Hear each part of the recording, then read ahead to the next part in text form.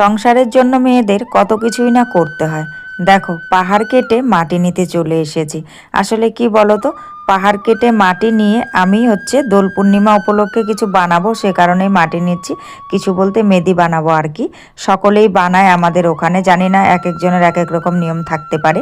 তো আমাদের যেহেতু নিয়মে বানায়, সে কারণে আমি বানাবো বলেই কিন্তু এখান থেকে মাটি টেনে টেনে নিয়ে ওখানে জমা করছি। আসলে আমার না তুলসী মঞ্চ নেই। তুলসী মঞ্চ আগে একটা বানিয়েছিলাম, ভেঙে গেছে। গাড়িতে ভেঙে দিয়েছে, গরুতে ভেঙে দিয়েছে। তারপর তুলসী গাছটা তুলে নিয়ে টিনের মধ্যে লাগিয়েছি। ওই যে টিনটা দেখতে পাচ্ছ, টিনে লাগিয়েছি। কিন্তু এতবার নাড়াচাড়া হওয়ার পর তুলসী গাছটা জানো তো আর বাঁচেনি, একদম মরে গেছে।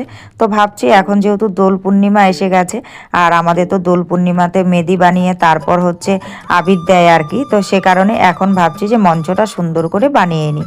সে কারণেই কিন্তু পাহাড় কেটে সুন্দর করে মাটি নিয়ে এসেছি। মাটি এনে এখানটায় কিন্তু খুব সুন্দর করে বাড়ি টাড়ি দিয়ে এখন বানানোর চেষ্টা করছি। আর জানো তো, নিজের হাতে এই কাজগুলো করতে পেরে আমার বেশ ভালো লাগছে। আর এদিকে দেখো বাচ্চারা কি দুষ্টুমি করছে। আসলে এই কাজটা করছি একদম বিকেলবেলা পড়ে গেছে। আর কি বলো তো, সকাল থেকে ওই সংসারে কাজকর্ম করে সময় পাইনি। তারপর 12টার পর যে সময় পেয়েছি, তখন মাটি টানাটানি করতে আর এগুলো করতে করতে প্রায় বিকেল হয়ে গেছে। আর তখন বাচ্চারা এখানে খেলছে, তাই আমি এদিকে কাজ করছি আর ওরা ছোটাছুটি করে খেলছে। তবে অনেক চেষ্টা করে বানাচ্ছি, জানি না কতটা কি হবে। আজকে আর তোমাদেরকে আমি ফাইনাল লুকটা দেখাতে পারবো না। ফাইনাল লুকটা আমি তোমাদেরকে কালকে দেখাবো। আর আজকে শুধুমাত্র কোনো রকম করে বানিয়ে রাখবো। আর বানানোর সঙ্গে সঙ্গে তো লেপা যায় না, তাহলে সুন্দর হবে না। এখন মাটি টাটি দিয়ে সুন্দর করে রেখে দেব।